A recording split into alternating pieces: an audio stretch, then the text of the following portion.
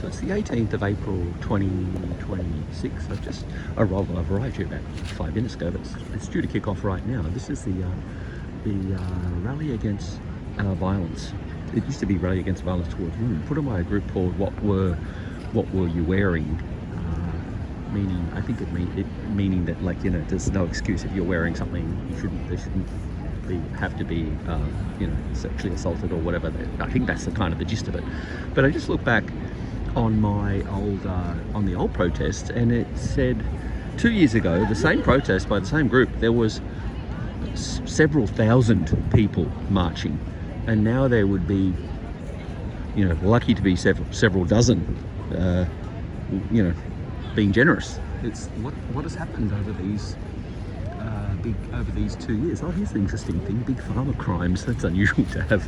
It's probably not part of the. I don't think that's going to be part of the this group for sure. It's quite different. Johnson, what's it? Jury orders Johnson & Johnson to pay nearly $1 billion in talc cancer case. Okay, so you can read that later. I'll get a bit of a shot of that. I'm not sure who is organising that little thing. And here we go, rethinking pharmaceutical chemicals incentives. Check that out later. Or CPA. So it's I guess it's the CPA. Who's CPA? Well, they've got the hammer and sickle, so I guess it's the what do you call it? The Communist Party of Australia. Okay, so it's definitely, it wouldn't be about vaccines. It's more probably about other odds and sods and issues.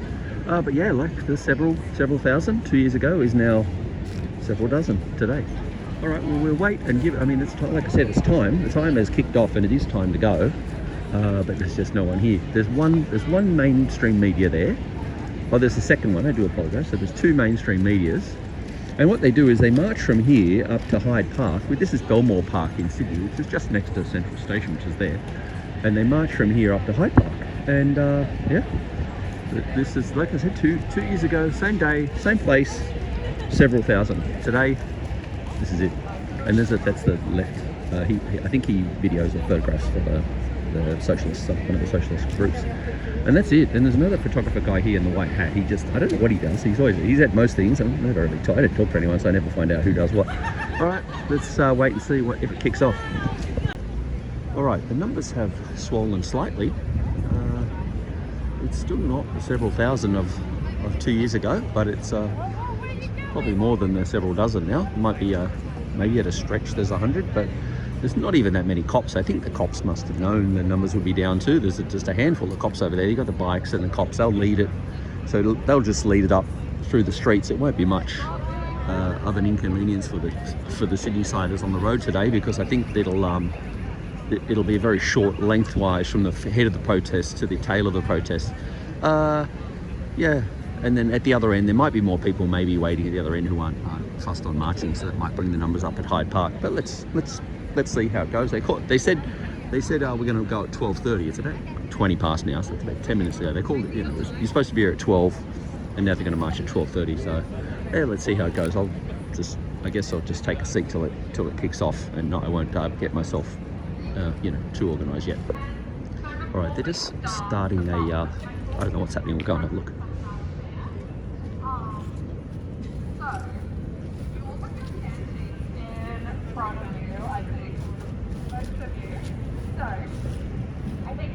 With the first one, it's like call and response. So I'll say it once, say it again, and you'll say, no use of violence. So say it once, say it again. No use of violence. Say it once, they're just say it again. teaching them the slogans. Amazing. Okay, next one. Hey, hey. There's a bit of media here now. Violence has got to go. Hey, hey. 3. Ho, ho.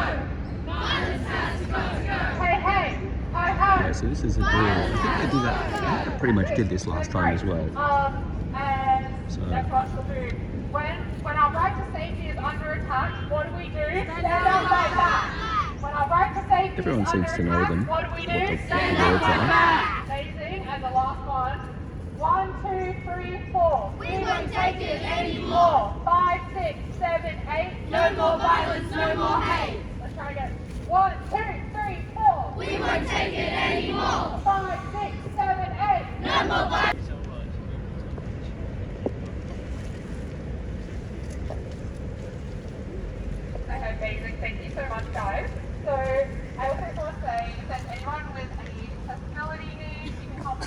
So she just asked them to, for anyone who's got a sign, to hold it up for the media. Get out of the way, these guys. The cops, yeah, the cops are sort of getting teed up and organised now with their bits and pieces. So yeah, I think it'll go. I think it's going to go. And there's maybe 100 people now, maybe more. I don't know. It's hard to say. 10, 20, 30, 40, 50, yeah, maybe 100. So the number's certainly down. All right, well, they will, I'm sure they'll walk. The usual method is down here through the tunnel, as people might know from certain movies that have been filmed around Sydney, particularly The Matrix, of course. I decided this one or the next one. There's two similar tunnels. I always think it's the next one, but who knows? I think it is. And then they're going to go from there. They'll go pretty much directly up Elizabeth Street, I think. We shall see. Yeah, the cops on the bikes are heading off, so they're getting in position. You got your usual guy at the front there, plus the others. You've got, there's more bikes. So it's primarily bikes today. No horses, no motorbikes. Just a dozen. What do you reckon? There's a dozen cops, maybe. So you've got the vested cops who'll walk alongside it, and they just kind of block off the street as they go. It's not like the bigger marches where they've got to hire people to come in and set up barricades, etc., etc. All right, that'll do for me. I'll just wait till they come. I'm going to stand in the sun, warm up a little. All right, we have liftoff. So the cops are in position now, blocking the streets, and they're off. Yeah, I'd say there's probably 100, maybe, or more or less, but roundabouts. The media will probably get a few shots, and then they'll drive up to the other location.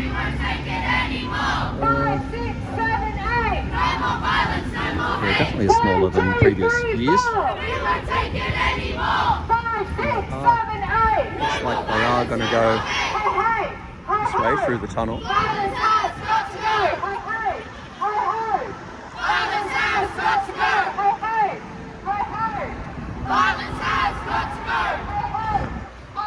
Normally I would go ahead to get to the up in the Goulburn Street car park, but it's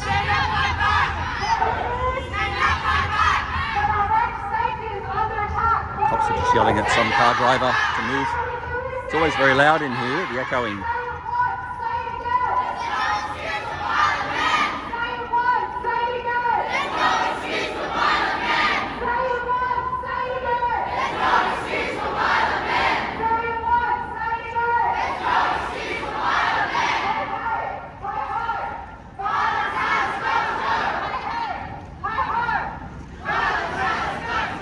Yeah, they got a good pace. They got a good pace going, so it'll be a real quick. Even the photographers and everyone's running to try and keep up. So they've got quite a good pace going on. So it's going to be a very minimal disruption to the punters in the cars. Let's get up ahead as well.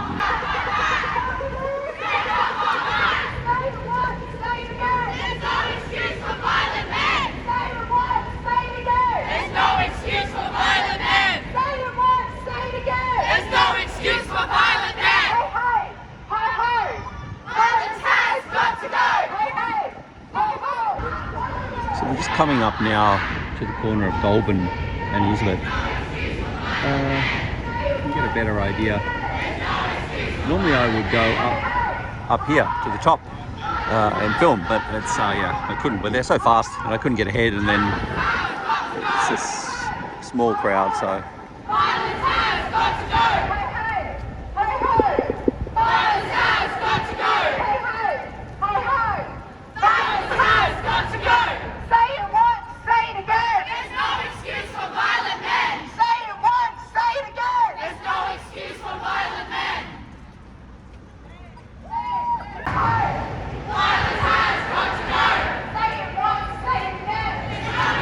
Up now to the corner of Liverpool and Elizabeth. Say it once, say it again. There's no excuse for violent men. And our right to safety is under attack. What do we do? Stand up, fight back. What do we do? Stand up, fight back. Hey, hey, hey, hey. Violence has got to go. Hey, hey, hey, hey. Violence has got to go. Hey, hey, hey, hey. Violence has got to go. Hey, hey, hey, hey. Alright, so I think at the next corner, which is, well, I said Liverpool and, Elizabeth. I think they will turn, they will go a diagonal into the park, maybe, or go straight. Oh, no. Some of the media has come along. Not sure who this media is.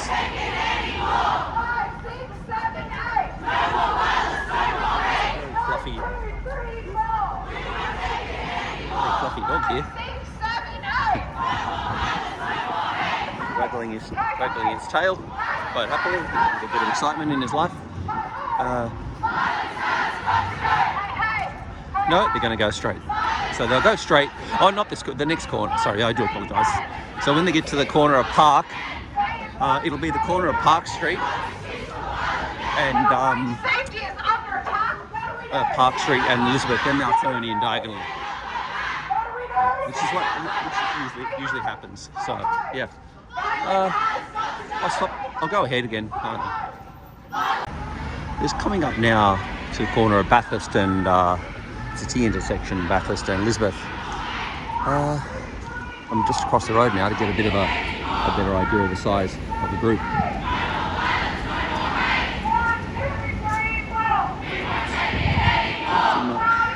That's it there. So I haven't really caused a lot of problems today with the traffic, just a little bit of traffic queued up behind them.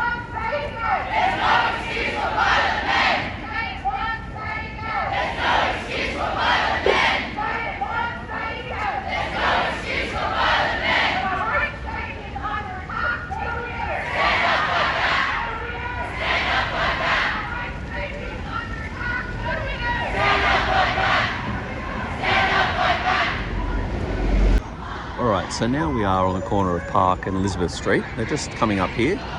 Cops are just getting people to do what they need to do. They'll block off this bus over there and that bit of traffic from coming, and this traffic here, and then they'll diagonally march them through. The bus is wanting to go, but the cop told him no. So here, they'll come in now. Other cops giving them some indication as to what to do. But there's another mainstream media just turned up. Lady there. No, I can't remember her name. I'll catch them coming into the park.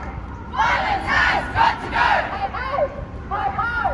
Violence has got to go! Violence has got to go! Violence has got to go! Violence has got to go! 1, 2, 3, 4! We won't take it anymore! Once they hit this pavement here, then the actual march itself. We won't take it anymore! 5, 6, 7, 8! No more violence, no more hate! 1, 2, 3, 4!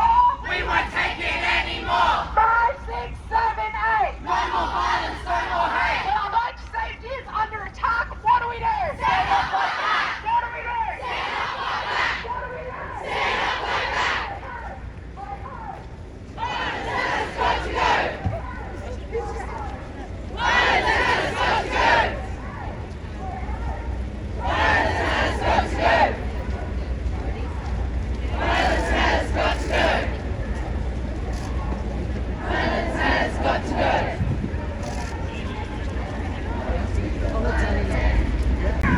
They normally, there goes a bike cop scooting past. Yeah, they normally come this way, but they've gone there's two ways you can go, and they threw the cops off because the cops came this way, but they went the other way. It all ends up in the same place, up at the fountain. I'm assuming they're going to be up there. So we'll just duck ahead and catch them when you get there, right? Alright, so that's St Mary's Cathedral in the background. They're coming in now. They've relocated a little bit over to this side, normally on the other side, but there is some works obviously going on over there, so they seem to be doing works all through the garden at the moment, all through the park. It's forever changing. So here they come.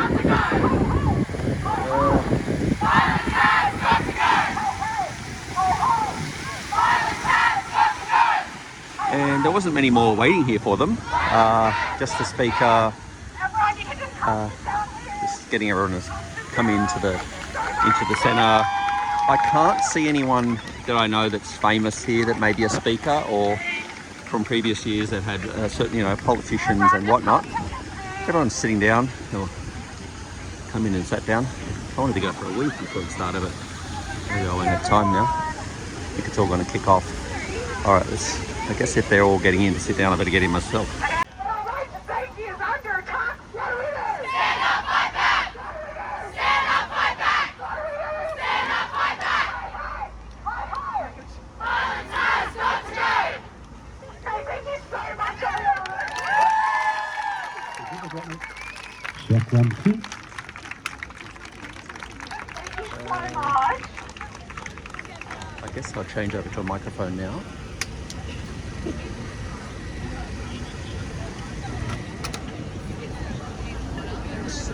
100 plus now.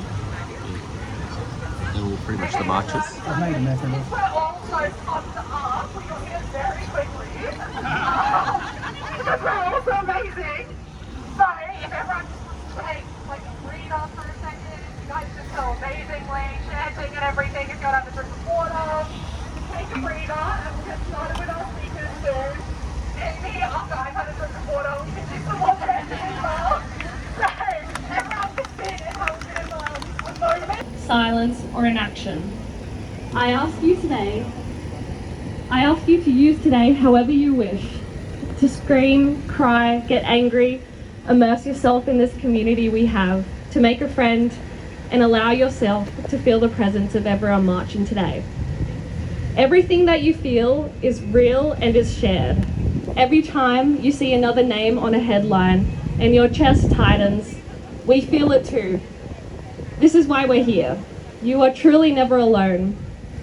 These are the words I wish I had at the times I felt so let down and so alone in the awful feelings that consume me. An event like this reminded me that everything we do matters. Every word we speak about ourselves matters. We have the power to make noise, to remind everyone that this still matters, that we still matter, more than ever, and to actually make a change together. You have the power to be unbreakable and to keep going in this journey we share. Now, Yvonne will be here very shortly to do Welcome to Country. So I ask you to sit tight and we'll be off with our speakers. Thank you. Okay, so I'd say it's yeah, that's why it's 10 past 1 now. Look, it's really dragging on a bit, and I think the waiting on Yvonne, which I'm sure will be Yvonne Weldon, former council. I don't know what she was, but she's something to do with the election process a few years ago. Like the mayor, she went for mayor. That's right, city mayor, like up against Clover, but she didn't really stand a chance, I guess. I want to get a better position to film from because it's kind of like a rain coming in from that thing. Let's see how we go. There's Mehreen Faruqi just rocking in, 10 past 1. And then we're still waiting on Yvonne Weldon. But yeah, that's the price you pay, I guess. Mehreen obviously is going to be a speaker. There's another politician in the background I saw whose name I don't remember. So definitely everyone knows Mehreen Faruqi. So once Yvonne, the cops are coming in now to say, guys, when are we going to kick off? What's going on? Isn't it time to go? But no one's doing anything. We're just standing there. No one, not being rushed by fans or anyone. It is what it is. I think the SBS reporter would have something to say about tour or try an interview or something, but no one seems to be doing anything much. I might try and get a good position in the middle here, somewhere. It's not too in the sun, but I still don't see Yvonne Weldon anywhere. If it is Yvonne Weldon, when they said Yvonne, so they might need to get a ring in to do the Welcome to Country if she's not going to show. Mehreen Faruqi is heading off into the crowd. No sign of her. So no, the cops just said, take your time. We're in the park here. You got till 2 o'clock. It's supposed to go from 12 till 2. It's now 10 past 1 and hasn't even started. But anyway, that's just me rabbiting on. Sorry guys, I'll can it for now. We'll see what happens. In the background, you've got these young ladies doing a little dance. They do this quite often in Pitt Street Mall, quite a lot, but I haven't never seen it here. They've got the fountain as a backdrop here while they do their little gyrating, jiggly little dancing that they're doing. They're really getting into it over there. And then they got the so what they're doing is backdropping up to the where are they? Lost them. Oh, they're stopping up. What they'll do is they're backdropping onto this thing, the Archibald Fountain. You go and check it now, make sure it's all in order and everything's correct. And then you've got on the other side you've got some Marys. So we're still waiting. I'm still chattering away, just trying to kill a bit of time while we wait for Mehreen. Turned up at 1:10 and Yvonne Weldon still hasn't shown, so we'll just wait and see. I might just sit in a little bit of a back row here and try and get a spot best I can.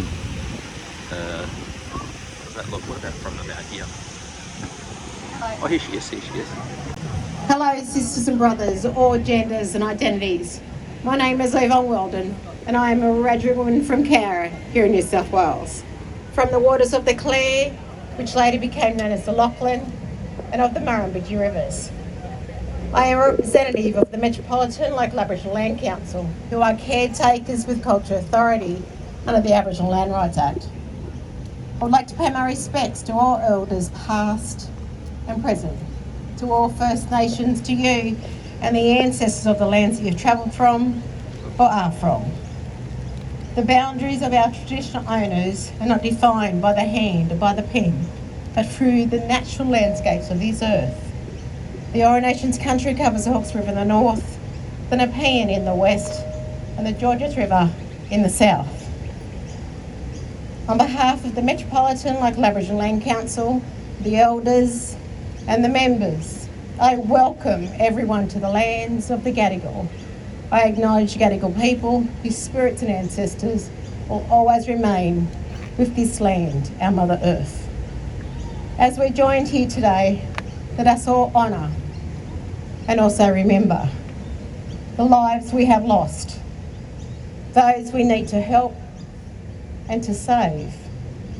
And every one of you that is here today, please continue to make positive change, because we need to eliminate gender-based violence. We cannot stay silent, and to normalise behaviours that should not and cannot be accepted. Speak up loudly and support without judgment. Our lives depend on it. Gender-based violence has reached a flashpoint, with domestic homicides rising and police responding to family violence for those incidences that are happening almost every single minute. We need to go beyond the current plan. Not only do we need to change gender norms and accept the way that it is, we need to also change the way we fund services. We need to reform trauma support, expand alcohol and drug supports and programs, and to take on problem gambling. Australia has made a world first promise to end gender violence in a generation. To achieve this, we must treat these issues not just as separate social ills, but as fuel for the fire that is gender-based violence. Together, we can and we must make a difference. All of us can draw upon my people's spirits as we continue on our journey. May my people's spirits walk with you and guide you as we strive forward for us all. Again, on behalf of the Metropolitan Local Aboriginal Land Council, Ninyini, Nala, Wongan, Mari, Bajari, Gadi, Nurda, welcome to Gadigal Country. Make a difference for today so we can all have a tomorrow. Thank you. So much, Yvonne. We would like to recognise that Aboriginal and Torres Strait Islander communities are disproportionately impacted by domestic, family and sexual violence, and that any movement for justice must centre this reality. 1 in 7 Australians have experienced sexual violence since the age of 15. According to the Australian Femicide Watch, 20 women have been murdered this year. That is more than 1 woman each week. We come here together to say no more. Today we stand in solidarity with victim survivors and demonstrate this community's commitment to ending domestic, family and sexual violence. This violence has no place in Australia. In saying no more, we call for the following demands to be met. 1. Fund the frontline. There must be sustained federal funding to grassroots and regional domestic family sexual violence services so that every community has access to vital support. This should include providing funding for men's behaviour change programs. 2. Legislate AI duty of care to stop AI-facilitated sexual abuse. Australia needs a national statutory duty of care acquiring AI companies operating in Australia to prevent the creation and amplification of non-consensual, exploitative sexual content with enforceable penalties for non-compliance. 3.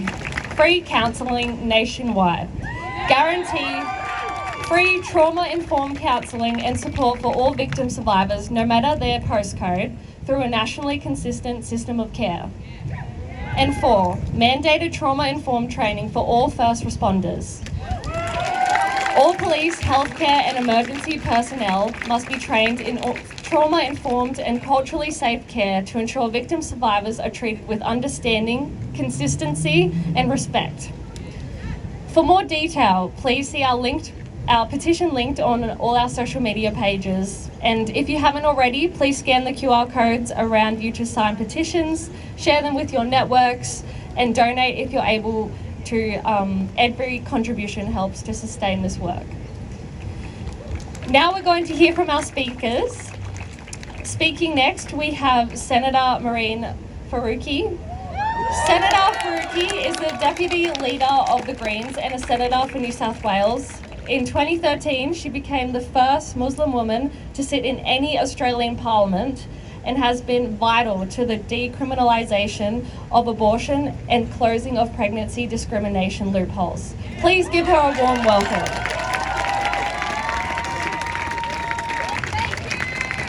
Thank you so much, everyone. Good afternoon, hello, assalamu alaikum. We are all gathered here today on unceded Gadigal land, and I acknowledge the sovereign owners and pay my respects to elders past and present. Always was, always will be Aboriginal land. Thank you so much to What Were You Wearing and the team there for bringing us together. And thank you, all of you, for being here together today. We are here today because something is deeply and violently wrong. Deeply and violently wrong. Because across the country and across the world, really, women and children continue to be killed. And this violence is not abstract. These women and children had names. These women and children had stories. These women and children had people who loved them and people that they loved. These are not just headlines. These are not just numbers. And while the number of murdered women is front and center of any discourse on gendered violence, for every woman that is killed, there are thousands more who are terrorized in their own homes, who are bashed, who are subjected to coercive control, who are subjected to emotional, financial, and digital abuse. It is an absolute shame that in 2026, this is going on as it was going on some decades ago. And outside this country, violence is claiming the lives of women and children at unimaginable scale. More than 50,000 Palestinian women and children have been killed over 2.5 years of Israel's genocide. In the first days of the US-Israel war against Iran, the US bombed an Iranian girls' school, killing 165 people, most of them were children. What this is part of the same story of patriarchal power and supremacy that is enforced through violence and control, whether it is here or whether it is over there.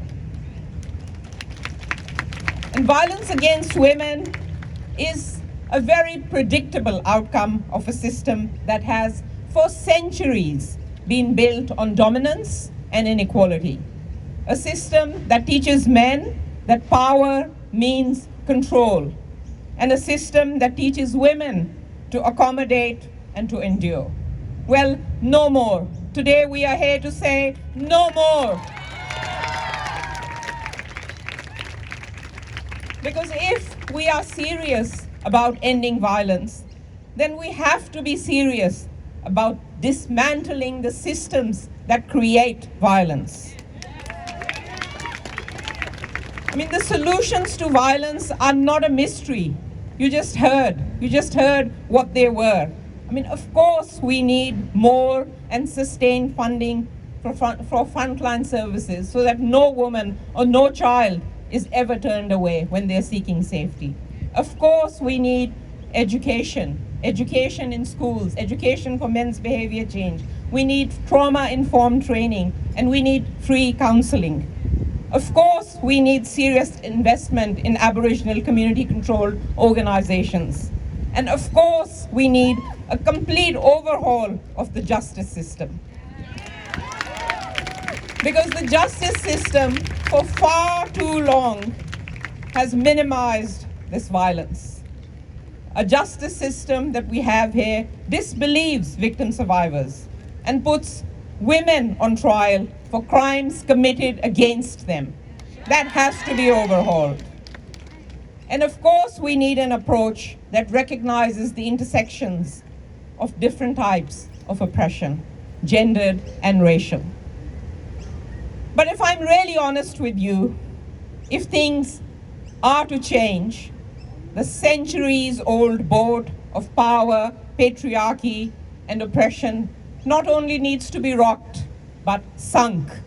That boat needs to be sunk.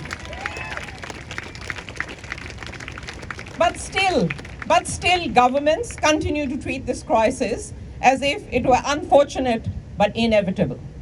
Well, violence is not inevitable. Governments seem to think it is something to be managed rather than eliminated. Our governments can find $400 billion for nuclear submarines, for AUKUS. They can find another $53 billion for warmongering that will only kill more women and children, but they can't find funds to fully accommodate frontline services. I mean, shamefully, their priorities are all completely wrong, and that has to change. Violence doesn't exist in a vacuum. Violence is connected to everything, to poverty, to inequality, to racism, to colonialism, and to war. In this country, First Nations women, migrant women, women of color, trans and queer women, and disabled women all face additional barriers, additional risks, and additional silencing. So what we must do is, we must transform the conditions that make this violence possible. And transformation, and history tells us this, transformation always happens from the ground up. It happens with people like you, with women like you, organizing, mobilizing. It happens when communities refuse to stay silent. And it happens with collective power that cannot be ignored. Because we can't leave it up to the governments. We know that. We have seen what happens when people at the top are left to their own devices. Underfunded services, empty promises, and endless delays, while women continue to be killed, while women continue to face violence, while women continue to suffer. But today tells us something. Today tells us that every time we come together, we shift power. Every time. Every time we come together, we reject this idea that change cannot happen from the ground up. Every time we come together, we build hope for a world where equity and safety is not a luxury, but it is a given. It has to be a given. A world where no woman and no child has to live in fear is what we want to build. That's why today we say no more. And you know, women are on the front lines of violence. We are on the front lines of injustice. We are on the front lines of inequality and racism. But we are also fierce. We are defiant. We are angry. And yes, we are difficult. And proud to be difficult. So let's be unapologetic about being difficult. Let's be unapologetic about ending violence. Let's be badass. And let the bad bitches rise up. Because difficult women build a better world. And let's build this world together. Thank you so much, everyone.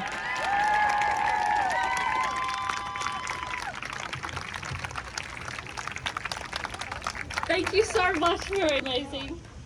Our next speaker is Satara Uthayakumaran, the 2025 Australian Youth Representative to the United Nations. Satara works closely with victim survivors champion the rights of women within First Nations, migrant and disability communities. Please give her a warm welcome.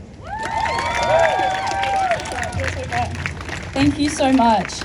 I want to start by again acknowledging the Aboriginal and Torres Strait Islander women whose shoulders we really do stand on today. The mothers who held their families together through the pain of the stolen generations, the grandmothers who marched in our streets against state brutality, the early sisters who risked arrest so that we could be standing here today. Thank you so much. Today, when I look out onto this crowd, my heart is extremely full, but it is also breaking for the 20 women and 6 children who I don't see. The 20 women and 6 children who have been murdered only this year. Velvet Crystal Sky Pesu, Richana Ryan Pryor, Nerida Quinn, Maloney Mackay, Vishnu Kumari Gurung, Catherine Tanowski, Jamindika Jayawardena, Eva Lasserini, Christine Marshall Hunter, Kate Patterson, April Patterson, who just turned 1, and too many more.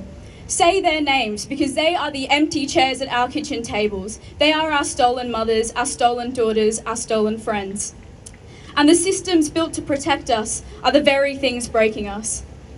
I've sat in the freezing corners of prison cells alongside incarcerated women, and there is one story that haunts me, and that is the story of 14-year-old Kate from the Northern Territory, whose voice I want to bring you today. Kate is just a child. She is only 14 years old, but she has already been detained by the police more times than anyone should have to count. Kate's home is a waking nightmare. It is a place of unspeakable, terrifying abuse behind closed doors. So when forced to choose between the violence waiting for her in her own bedroom and the dark unknown outside, she does the only thing she can. She flees to the streets. And to survive the harsh, unforgiving reality of those streets, the ache of hunger in her stomach to stay alive through the night, she has to steal.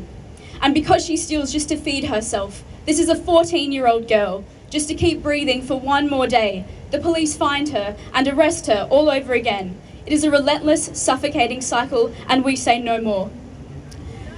The system looked down at a terrified, battered little girl who was desperately begging the adult world for a lifeline and labelled her a criminal. They looked right past her bruises. They didn't wrap a blanket around her trembling shoulders. They didn't see a resilient victim survivor crying out for help. They just marched her back into the dark and locked the heavy door of a cell behind her. And in that moment, our government, the very institution that is meant to trust and protect our most vulnerable children, failed her entirely. It became an active, cruel extension of the abuser that she was so desperately trying to escape. And why does this keep happening? It happens because there is a cruel distance between the halls of Parliament where our laws are written and the cold streets where those laws are actually felt. Those in power, the men in power building these systems, have no idea about our lived reality. And if we want to fundamentally change how this country protects us, we need to see more of us writing the laws. We need all women, women of colour, carers, First Nations women, and victim survivors holding the pen. We cannot wait for a disconnected establishment to figure it out. We must be the ones writing the laws that dictate our own survival.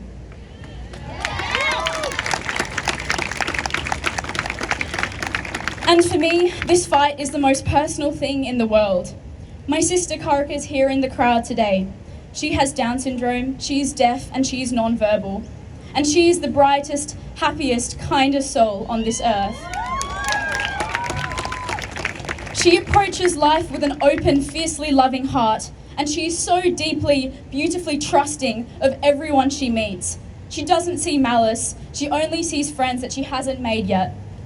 But as her sister, I carry a quiet, suffocating terror in my heart every single day, because she cannot speak, and she cannot cry out for help, because she cannot hear danger approaching, and because her very first instinct is to trust a stranger. I know that she is a target.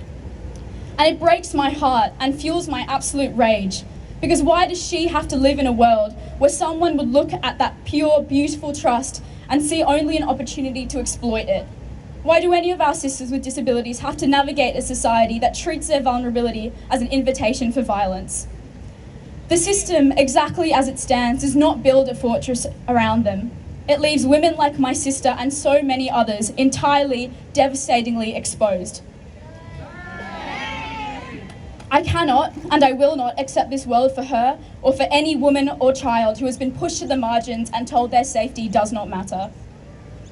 We fight for our sisters with disabilities who are too often left unseen and unheard, and who deserve a world built to protect them rather than expose them. We fight for our First Nation sisters who have carried the profound weight of generational trauma with unbreakable resilience, breathtaking resilience. We fight for our migrant and refugee sisters who crossed oceans and borders to seek safety, only to find themselves murdered by men from this country. And this is despite the bigoted and disgusting remarks made only this week by the leader of the Liberal Party, that these women are self-serving and morally inferior to those born and raised in Australia with so-called liberal values. I call bullshit. We fight for the women sitting forgotten in the cold, quiet corners of prison cells, and for the little girls forced to survive out on the unforgiving streets. And so to the trailblazers who came before us, to the women in prison cells, to the girls surviving the streets, to our sisters from across Australia, and to every victim survivor marching here today, we see you, we love you, and we will hold the line for you until every single one of us is safe. Thank you. Thank you so much, Satara. That was absolutely amazing and inspiring.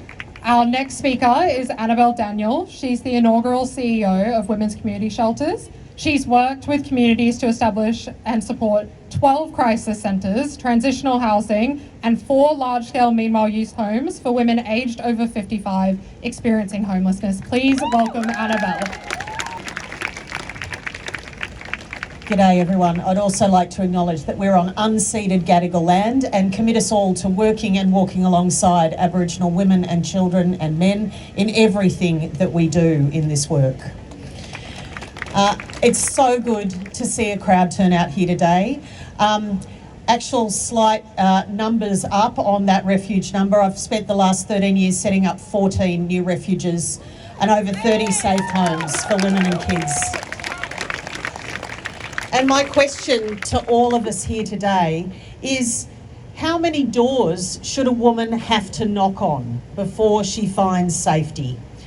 How many times should a child flinch at a raised voice before we decide that enough is enough? 13 years ago, I learnt something that changed my life, and that is that goodwill doesn't stop abuse. Hope doesn't pay for beds, and courage alone does not keep families safe. So we stopped waiting. We engaged with local communities who were keen to work practically on the problem of a lack of crisis beds and got stuck in to doing something about it.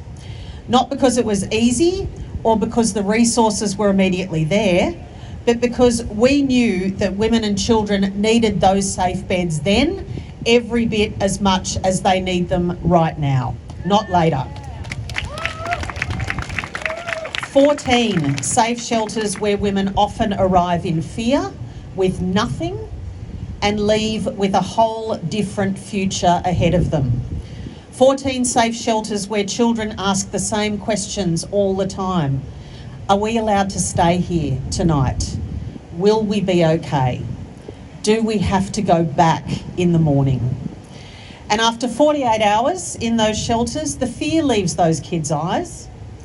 Their shoulders drop, and suddenly, just as they should, they are back to being kids again, chasing their sisters and their brothers and their new friends around and being noisy exactly in the way that kids should be. And they sleep, because it can be the first time in weeks or months or even years that their bodies finally believe they are safe. And safety, as so many of you know, as victim survivors in this audience, it isn't an abstract concept or an idea. It is something that is felt deeply within our bodies and our brains. But let me tell you though, what we have across our service landscape is still nowhere near enough. Every time we raise awareness about domestic and family violence, women and children raise their hands for help. Every refuge is full, almost every night. Every domestic violence service is oversubscribed. Every phone rings off the hook. And every day, services across this state have to say no to people who should never be turned away. And can I tell you, as someone who's worked in this sector for a very long time, that does something to the front line. It stretches workers until burnout becomes normal. It turns triage and crisis and string and sticky tape into our everyday routine. And it makes survival the goal, where dignity and meaningful recovery should be standard for every woman and child that we support. We cannot continue to run safety on goodwill alone. We cannot ask women and communities to absorb what our systems simply refuse to carry. And we cannot ask women and children to carry the burden of being resilient when the front lines are running on empty. This isn't about charity or a handout.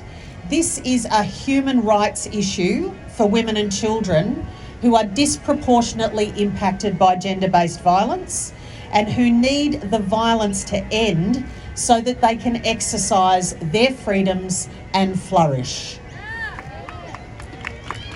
The cost of inaction to families, to communities and to our nation is immeasurable. We are calling on governments of all levels to step up and fund frontline services at the level that this crisis actually demands. That means more beds, more services, more workers resourced properly and sustained over the long term, not just in short bursts and announceables.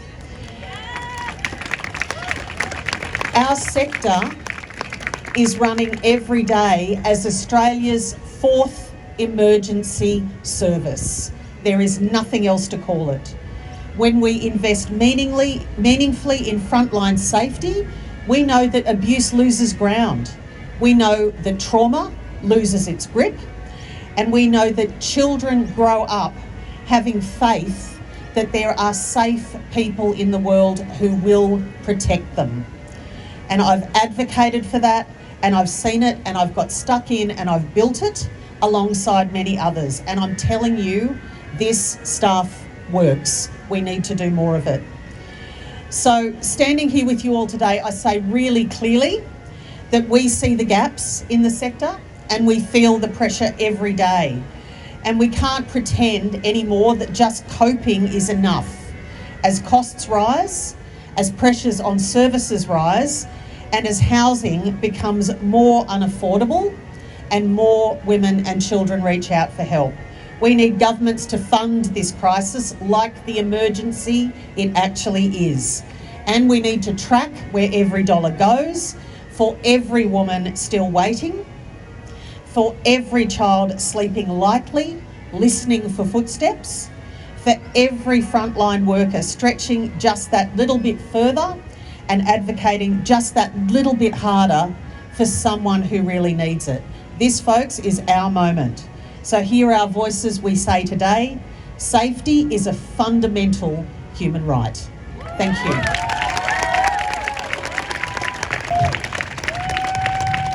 Thank you so much, Annabelle.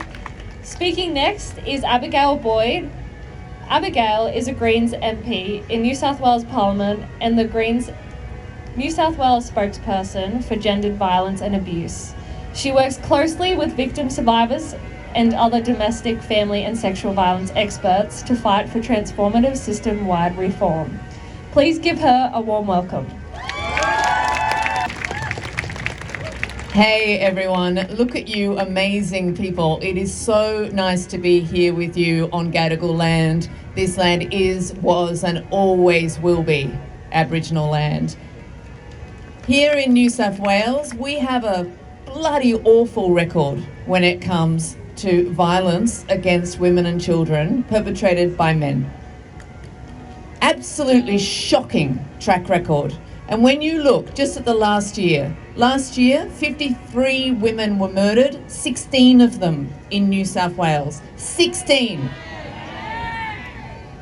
Every single one of those deaths is preventable. Every single one. And yet last year, we lost 12% of our specialist domestic and family violence workforce because of funding cuts. Shame! And we are calling on the federal government for funding, but we're calling on the state government for funding as well, because it's their responsibility and they have the power. We know, here in New South Wales, last term, I fought bloody hard to get that coercive control legislation put through, and we got there. And in that process, we educated that whole parliament and all the media about what it was like to be a victim of coercive control and how dangerous it is in those moments when finally you're trying to seek help and you reach out for that help. That is the moment you are most likely to be murdered, in that moment. And yet here in New South Wales, 1 in 4 women who reach out to a refuge are put on a wait list. And that shame, and that wait list is now an average of 2 months. 2 months of trying to avoid being murdered by a perpetrator. 2 months, shame. That is preventable. Those women could be given refuge.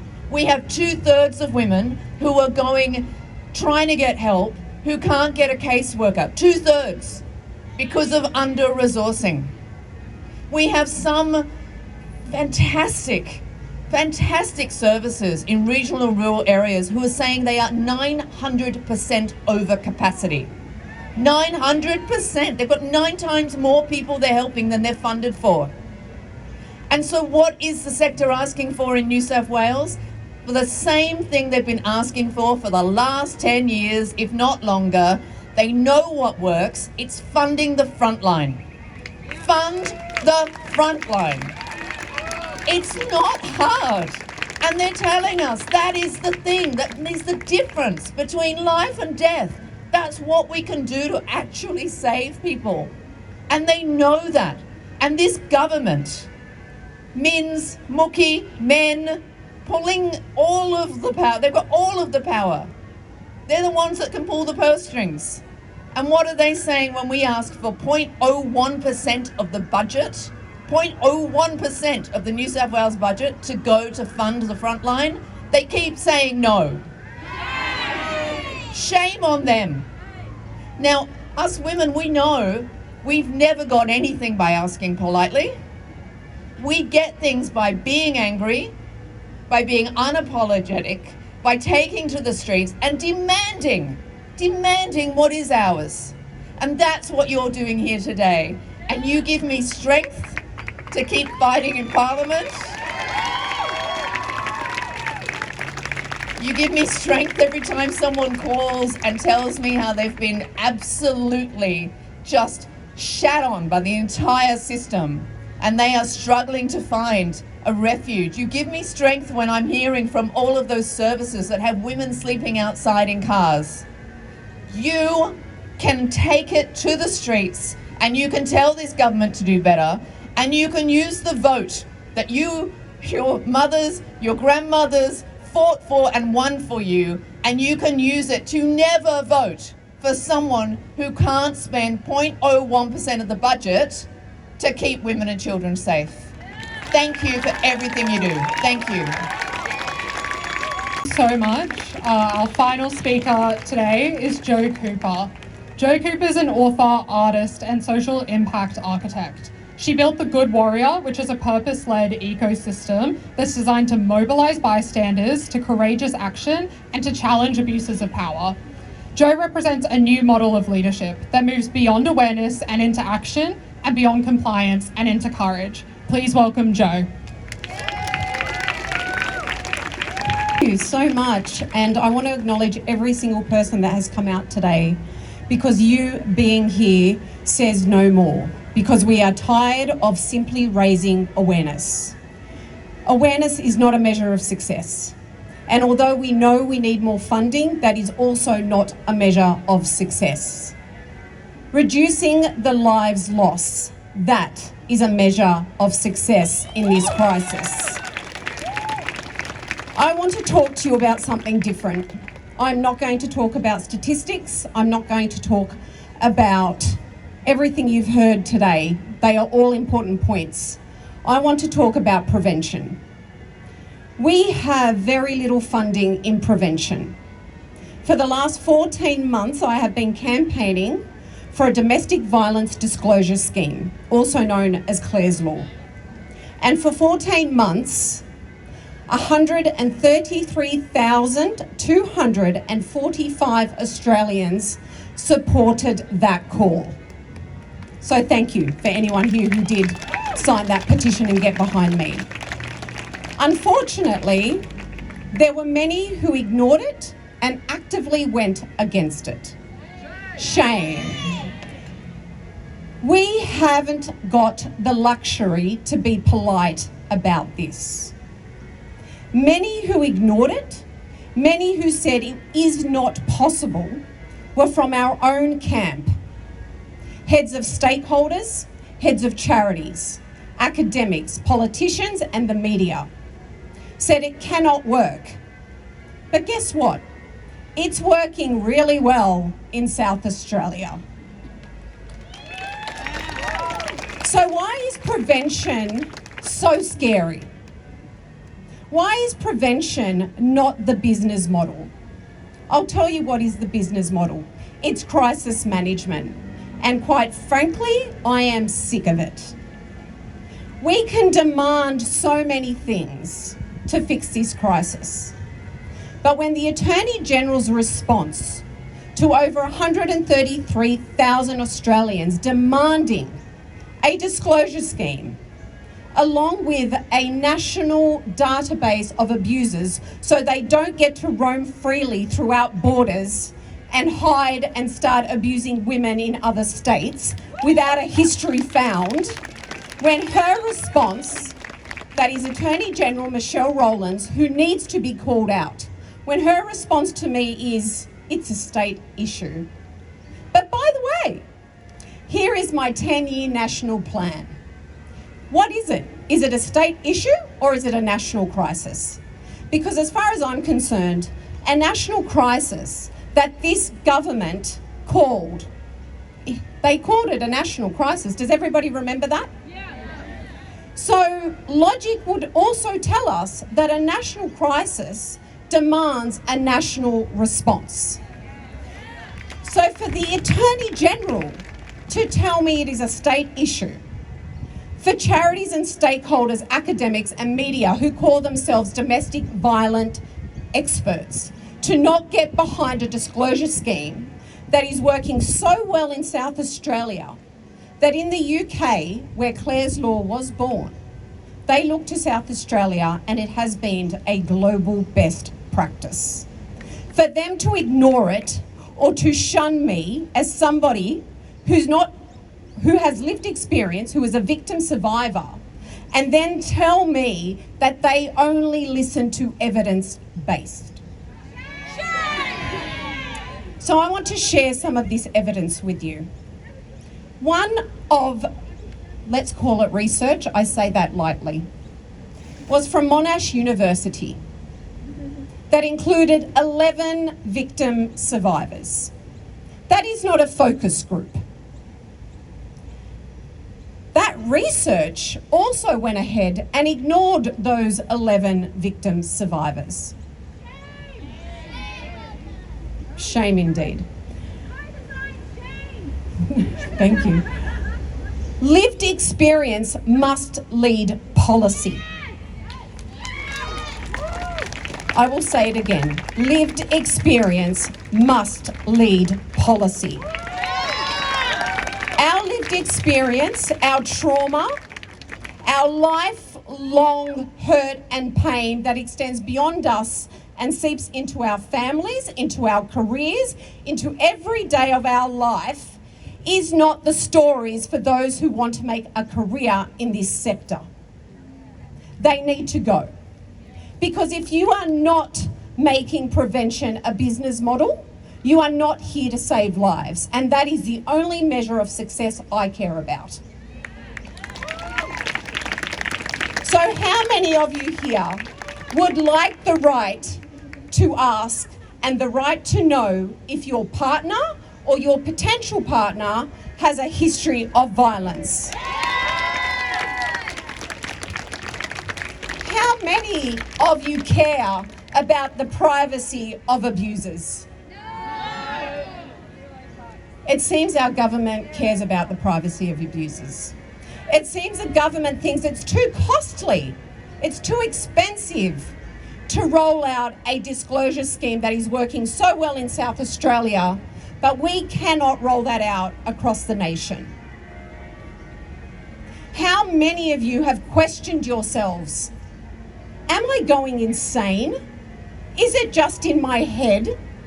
Because God knows we have been conditioned to question our own sanity, but God help us if we question authority, if we ask the right questions. Why are we out here on the streets demanding safety in 2026? That is unacceptable. It is unacceptable. So I will leave you with this. If you have the capacity, write to Michelle Rowlands and demand that she gets behind my call for a national disclosure scheme. Cost is not a barrier to our lives. Our lives cost more than any price tag they can put on clickbait headlines. The media has a responsibility. If you see some of their pathetic headlines, write to the editor, write to the journalist. I want to tell you why it's important I say that over 133 Australians signed my petition. Because I had no national backing. I had no institutional support. This is not the first time I've done something like this. Again, with no institutional support. Because prevention isn't sexy. Prevention doesn't get headlines. But I don't want to see any more headlines. I want to see us speak about how much success we have in reducing the numbers of lives of women who have suffered, who have begged the police, who have no education, by the way, in trauma. Pattern of behaviour apparently is bringing up the past. What a load of rubbish. And so if you have the capacity, write to every Labor minister who is responsible for domestic violence. because sadly, every single person I have had a meeting with, and I know this is going to be hard for some of you to accept, they have all been women. Women who, before they had been elected, had promised our safety. And now they have the power to do something, and their only excuse in Parliament to my face is that we rely on expert advice. I'm sorry to say, but lived experience is expert advice.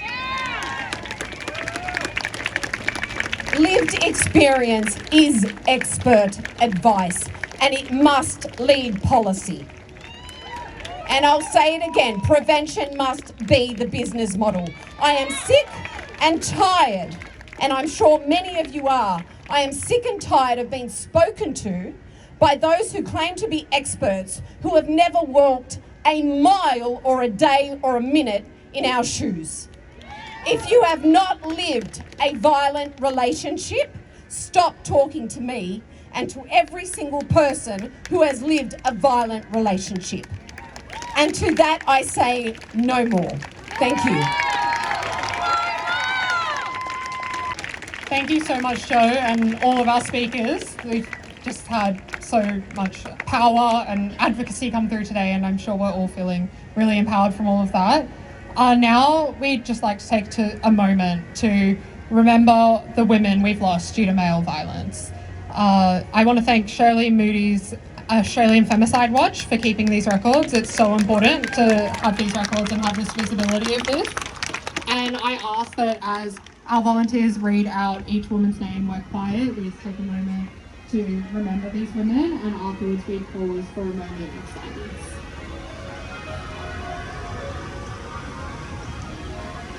Unnamed woman, unnamed woman, unnamed woman. Kate Tanti, Meryl Felly, Lillian Donnelly, Rachel McKenna, Rachel Marisi, unnamed woman. Justine Hammond, Elizabeth Pearce, Cara Jade Werabone, Irene Herzl, Crystal Beale, Cecilia Yoki Webb, Zarina Timulian, Kim Duncan, Louise Hunt, Claire Austin, T. Kim Tran.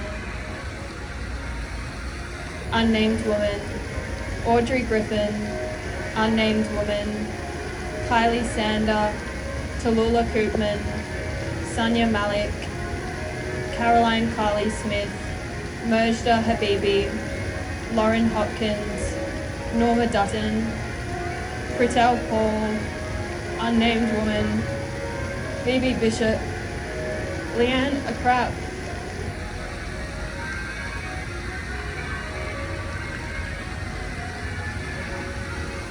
Angela Gold, Julia Near-American, Sally Bartlett, unnamed woman, Shelley Spinks, Jeanette McIver, Amanda Rahman, Shafiqa Hussaini, Zoe Walker, Athena Georgopoulos, Summer Fleming, Anu Kumar, Ali Lauren, Cara Samantha Luke, Diane Turner Harkness, unnamed woman.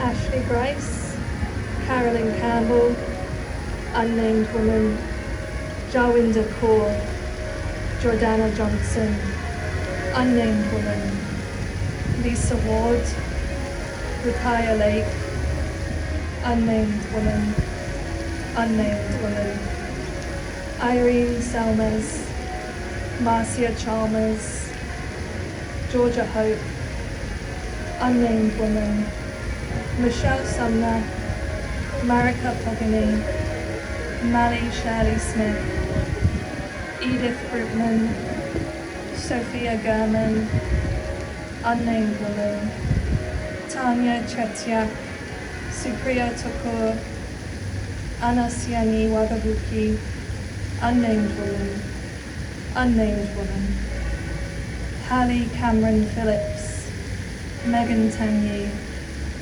Shane Cook, unnamed woman, Velvet Crystal Sky Pesu, Richana Ryan Pryor, Sophie Isabel Quinn, Neada Quinn, unnamed woman, unnamed woman. Mai Hoaku, Vishnu Kumari Gurami, Erica Quinn, Belinda Nichols, Melanie McKay, Catherine Sanowski, Jamindika Jayawadena, unnamed woman, Kate Patterson, April Patterson, unnamed woman, unnamed woman, unnamed woman, Eva Lasrini, Christine Marshall Hunter, unnamed woman.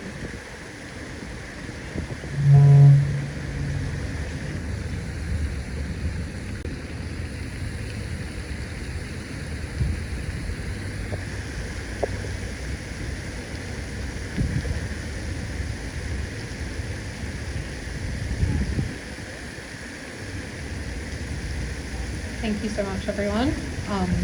Obviously, that's extremely heavy, and we're all here together, and I'm so glad we're all here together to just be supporting and try and make some positive change here. If you're interested in any ongoing support, I know we may have a lot of victim survivors here today. What We're Wearing does have survivor healing groups. They're safe, peer-supported areas for victim survivors to connect, share experiences, and heal together. So as we come to a close today, we want to acknowledge the deep frustration so many of us are feeling. This frustration is not without reason. It comes from a lack of meaningful support, funding, and recognition from those who are in power. That's why we're here today, to stand together and show that this movement is not isolated, and to make it clear our voices cannot be ignored. Standing together is only the beginning. We must carry this energy from today forward into our conversations, our communities, and into continued action for change. So now we're going to take a moment and we're going to release all of that frustration. So if you're able, please stand up all together.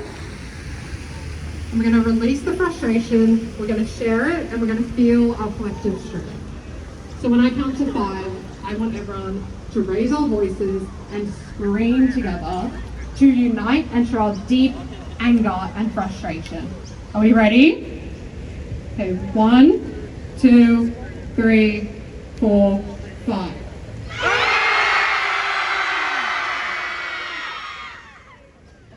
Thank you so much, everyone. That was truly powerful. I know that felt really good for me. Release all of that. Yeah, let's move forward for some real action, some real change, some final reminders before you leave. I know today has been really heavy because it can be stressing for some people. If you need to access any community support, you can access Lifeline. Also just a reminder, there's QR codes around. If you're able to donate, any donation helps to help support our survivor healing group. You can sign the petition and you can come and stay involved with us. Thank you so much for coming and supporting today.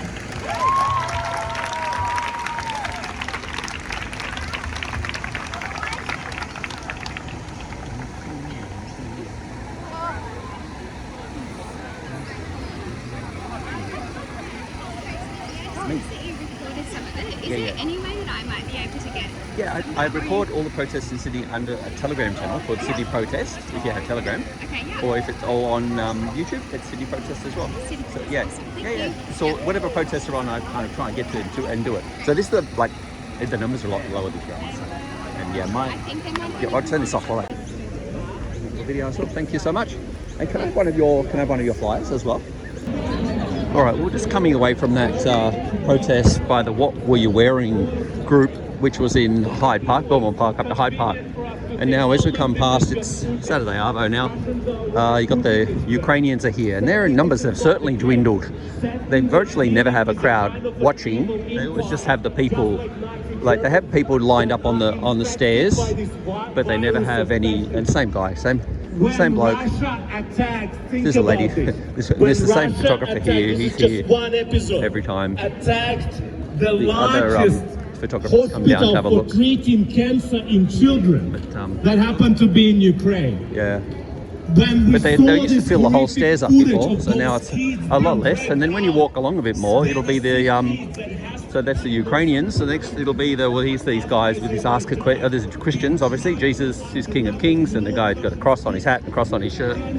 Then these guys, the free Quran. So you got the Christians, the Ukrainians, the Muslims, and then you got here is the Iranians. Iranian 1988 massacre political prisoners. So they used to be in. So it's the. Oh, they got the sun. Yeah, they got the sun and the sun and the. Oh, that's the guy the music. That's the guy that does the music. He's the bus guy with the hat on. So he wants to kick off his music, and he's probably being nice. We'll just look at all the stuff. She's talking in Iranian, so I don't know what the hell she's saying. Hey brother, how you going? Good. He's the muso guy. Maybe he's part of it. Maybe he's I don't think he's Iranian. They got a whole bag full of signs and not really enough people to have it. And then these guys have their stall here. And then you got the next Christian guy. So there's always something going on. Town hall. If you're bored on a Saturday arvo, come on up, and you can listen to two lots of Christians, one lot of Muslims, one lot of Iranians, and one lot of Ukrainians, and take your choice. This guy, a couple of kids taking their trolley for a walk. I don't know what they're doing. There's always something going on. Anyway, that'll do for now. I'll head home, and a few people asked about the footage today, and I told them, and there's an interesting lady I spoke to at the end. She has a sign about Freemasonry, which I'll put up there as well. She had quite a complex story. Here's the bike cops heading home now with a couple of girls with no helmets on next to them, and they're in the e-bikes. They're just, let that go. Another guy here, no helmet. He's telling him to walk across. He goes, you can't walk across the street, but everyone else just ride your bikes with no helmets on. But don't you walk across the street, mate? Yeah, he's like, you girls, you're fine. Girls, no worries. No helmets, no worries. Even the helmets are in the bike. They just haven't put them on their heads. Oh, they go. Here we go. Is he going to say something? No, they're just going to go. They're just taking off again now. I don't know what they're doing. They're going back up he's going up the tram tracks. Yeah, who are they after? No, he's gone the wrong way, so he has to lift his bike up and over. Who's he after? Who are they after? I think they're... Hey, brother. There's another just got tapped in the back by someone I know. Yeah, I think they're talking to the homeless. Now they're having a go at the homeless. He's stomping down here. He's not happy. He's not fucking happy. Where's he going? I think they want him to move his shit, or I don't know why he's not happy. Looking at him, looks like he wants to swing. He's got his hands out, but he's just a bit cranky. Oh, the guy just walked past to get some money. I didn't like it because he must have thrown his apple core, so they got him for littering. He gets done for littering. The other guy gets done for jaywalking, and everyone else just does what these boys know on their bikes again. He's doing a wheelie, no helmets. Even though they got helmet inside the bike, inside the garbage bin at the front. All right, that's enough of that. What are they going to do? The cops are off again. They've done their bit for the day. Hop down here. I think they got electric bikes too now, so they don't really put much effort in anymore. Yeah, they're off. They're off to the next crime, apple core throwing or jaywalking, whatever it may be. Off they go into the sunset, and we will call it a day.